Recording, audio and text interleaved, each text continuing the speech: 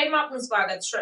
લવણી જૈન તીર્થ ખાતે શંખેશ્વર પાર્શ્વનાથ ભગવાનની ધજાની સાલગીરીનો કાર્યક્રમ યોજાયો। જૈનોમાં દેરાસરની ધજા ફરકાવવાના કાર્યને પુણ્યાનુબંધી પુણ્ય ગણવામાં આવે છે। ત્યારે માગસર વદ 11ના દિવસે રત્નત્રયના ટ્રસ્ટીઓ દ્વારા ધજાની સાલગીરીનો કાર્યક્રમ યોજાયો હતો।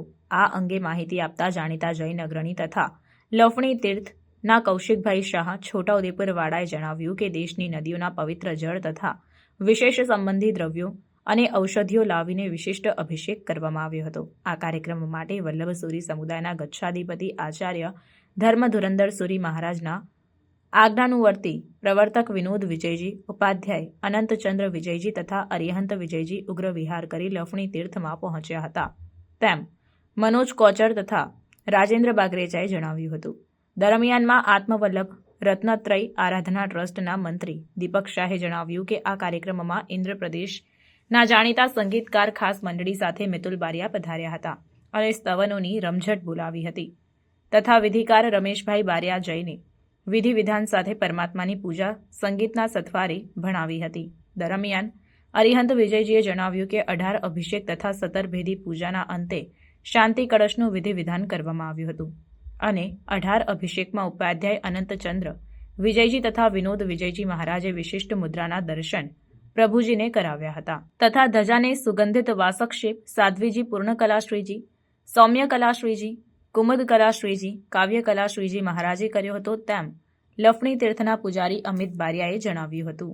જે લવણી તીર્થ બોડેલી પાસે આચાર્ય રત્નાકર સુરીશ્વરજી મહારાજા જે વલ્લભસુરી સમુદાયના ગચ્છાધિપતિ હતા એમને 15 વર્ષ પહેલાં 14 વર્ષ પહેલાં તીર્થનું નિર્માણ કર્યું હતું। આજે 15મું વર્ષ 15મી સાલગીરીનો કાર્યક્રમ હતો। આ કાર્યક્રમ માટે નસવાડીથી ઉપાધ્યાય ભગવંત અનંતચંદ્ર વિજયજી મહારાજ સાહેબ અરિહંત વિજયજી મહારાજ સાહેબ પધાર્યા। પાવાગઢ તીર્થથી પ્રવર્તક એવા વડીલ અમારા વિનોદ વિજયજી મહારાજ સાહેબ પધાર્યા। અક્ષય રત્ન પધાર્યા છે। આપણે ગુરુદેવને પૂછીએ સાહેબ આજે જે સાલગીરીનો જે કાર્યક્રમ થયો એમાં આપની ઉપાધ્યાય પદવી પણ આજના દિવસે આપને આપવામાં આવેલી, તો આજનો આ જૈન ધર્મની અંદર ધજા ફરકાવવી આનું શું મહત્વ છે અને આ કાર્યક્રમ શું કામ કરવો જોઈએ જરા અમારા દર્શક મિત્રોને જણાવો। આત્મવલ્લભ સમુદ્ર ઇન્દ્ર રત્નાકર ધર્મ ધરંધર સદગુરુભ્યો નમઃ। આજે ધૂમધામથી પાર્શ્વનાથ પરમાત્મા શંખેશ્વર પાર્શ્વનાથ ભગવાનની સાલગીરી બનાવવામાં આવી। પરમાત્માને અહીંયા સ્થાપિત થયા બાદ પ્રતિષ્ઠા થયા બાદ આજે 15મી સાલગીરી નિમિત્તે આજે ધજા ચઢાવવામાં આવી।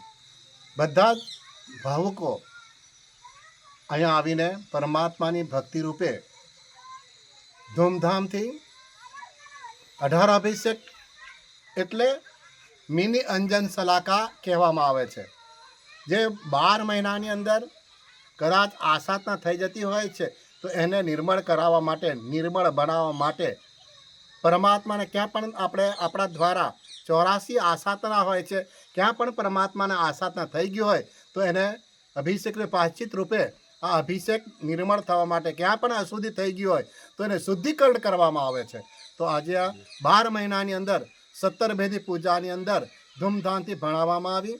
સાથ સાથ આપ લોગ દીપકભાઈ પ્રોફેસર અને મનોજભાઈ કોચર અને રાજુભાઈ અને પંડિતવર્ય કૌશિકભાઈ અને આ સાથે સાથે કૌશિકભાઈ આદિ બધા જ આવીને ભાવુક આત્માઓ આવીને બધા સાથે મળીને સાધુ સાધી શ્રાવક શ્રાવિકા રૂપે મળીને પરમાત્માની ધૂમધામથી પરમાત્માની આ પુણ્યતિથિ સ્વર્ગ આપણે વર્ષગાંઠ પરમાત્માની મનાઈ ધજા ચડાવવામાં આવી। પરમાત્માની ધજા ફરકે એટલે સાક્ષાત પરમાત્માના દર્શન થાય। ત્યારે સાથે સાથે પરમાત્મા જ્યારે ધજાની બાજુમાં ઘંટડી ધડકતી હોય છે ત્યારે એ ચાર કસા ક્રોધ માન માયા લોભ રૂપી પરમાત્મા કેવા છે તો ક્રોધ માન માયા લોભ ને રહિત પરમાત્મા છે અને આપણે ક્રોધ રહિત છે। બધે આપણામાં બધું સમાયેલું છે, પણ ક્રોધ છે, માન છે, માયા છે, બધું જ છે, પણ પરમાત્મા ક્રોધ માન માયા લોભ રહિત છે. તો સાથે સાથે આસપાસમાં રહેવાવાળાઓને સાથે સાથે ઘંટડી રાખે, 4 ઘંટડી રાખવામાં આવેલી છે. એટલે કસાયોને પણ વિરામ આપી દીધો પરમાત્મા. એવા પરમાત્મા આસપાસમાં ઘંટડી વાગે, આસપાસમાં ઘંટડી પરમાત્માને સંભળાય તો તમને વારંવાર પારસનાથ દાદા યાદ આવે, શંખેશ્વર દાદા યાદ આવે, પરમાત્માનું મંદિર યાદ આવે. સદા સોતા પણ આસપાસમાં રહેતા હોય, તમે જઈ ન શકતા હોય, તમારી ઉંમર થઈ ગઈ તો પણ પરમાત્માની ઘંટડી વાગે, પરમાત્માની ધજા તમે જુઓ તો સાક્ષાત પરમાત્માના દર્શન કર્યા આવો લાવો પરમાત્માનો આપણને મળે છે. આવી વિશેષતા ધજાની અંદર સમાયેલી છે. બોલો જીને શાસન દેવ કી જય.